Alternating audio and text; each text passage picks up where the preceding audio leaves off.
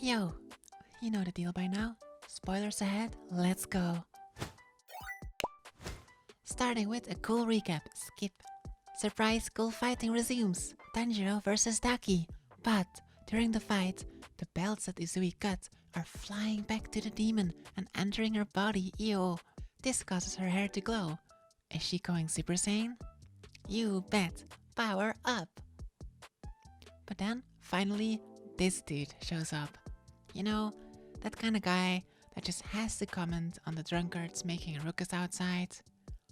I mean, brave guy I guess, but... yeah, figures that would happen.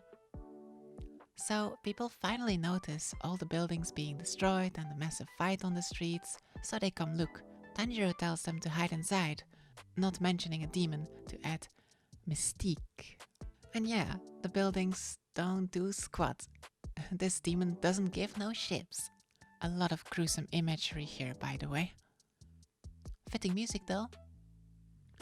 A lot of people die or get injured, and even Tanjiro gets slashed up bad trying to protect. Seeing all these lost lives, all this senseless death and destruction, Tanjiro gets mad. Like, seriously mad. Holy popsicles. Is this a rage mode? But first, we see a flashback of Senjiro. That's Papa Rengoku, by the way. Looks like he quit drinking and is bettering his life.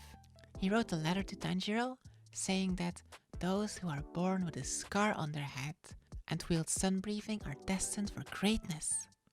But Tanjiro reminisces about the fact that his scar was just an accident from hot water, and so he is not a chosen one. But even so, he's gonna try real hard anyway. That's my boy. And so he catches up to the demon who left him and the mooks to die, ready to resume the fight. Yoink! He gives a powerful speech, and Daki gets a flashback of a man who is presumably Papa Tanjiro. Not her memory, but the memory of Muzan Jackson, whose blood resides within her. Looks like Papa Tanjiro was pretty badass in his time and really gave the fears to demons with his super cool sun breathing. I suppose I should also mention that Uzui and friends are on the way to the demon. This will probably be relevant for the next episode. Okay, fight continues.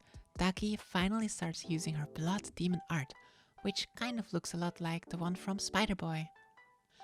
But somehow, for some reason, Tanjiro can now effortlessly cut through the empowered tentacles. But how? He didn't get a power flashback, she did. It looks like, suddenly, somehow, he has mastered sun breathing. In fact, not only can he cut her tentacles, he is able to keep up, nay, surpass her in everything. Speed, strength, the whole shebang. What the fruit is this power boost? And where can I buy one? He almost cuts her neck off, but she is able to keep herself alive by bending her tentacle neck. Yep, that's a thing she can do. These demons do seem extremely hard to cut. Also, what is this pose? The fight continues, and Tanjiro is kind of dominating, but he has this weird look in his eyes. And I can't help but feel that the blood on his cheek is in a strange clover pattern. Could it be that this is the mark he was talking about? Maybe he doesn't have the scar from birth, but it only shows up now, later on. He almost finishes off Daki, but at the last moment, his body finally gives out.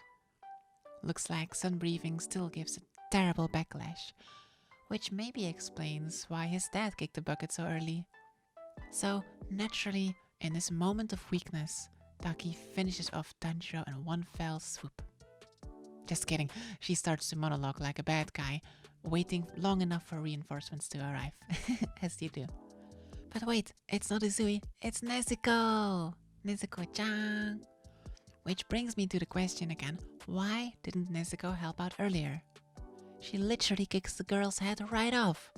Oh, I guess this is why. Nezuko instantly gets cut to pieces, literally. And she can't regenerate nearly as fast as other demons due to her handicap. Still, what a kick though, jeez.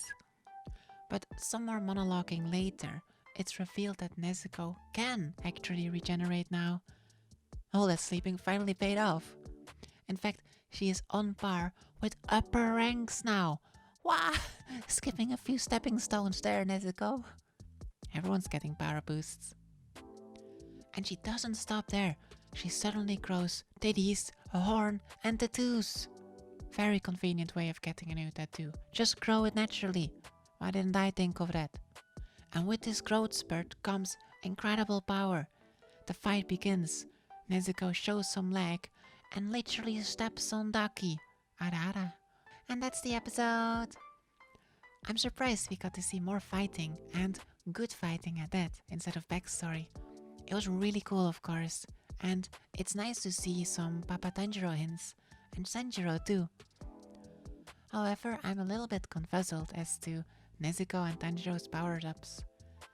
I get that sun breathing is cool, and maybe Tanjiro just temporarily mastered it somehow, thinking of his dad. And I get that Nezuko is a rather unconventional demon, but they just skyrocketed in power, able to completely overpower upper rank 6 1-on-1. So I hope that they will explore this more in later episodes and explain it a little bit. I guess both of these power-ups are temporary and self-harming, so maybe there is a time limit or a user limit. And I suspect that Nezuko will power down again in the near future, which is when Uzui and friends arrive for the final showdown to finish Daki off. I also suspect that Daki might get reinforcement because she is not doing so well right now. Looking forward to next week. And that's it from me. Please enjoy your favorite fandom to the fullest. Mite kurete arigato. Ja ne. Izumi out. Bye. P.S. If you subscribe, you'll get notified of future videos. I hear it's like the hype thing to do.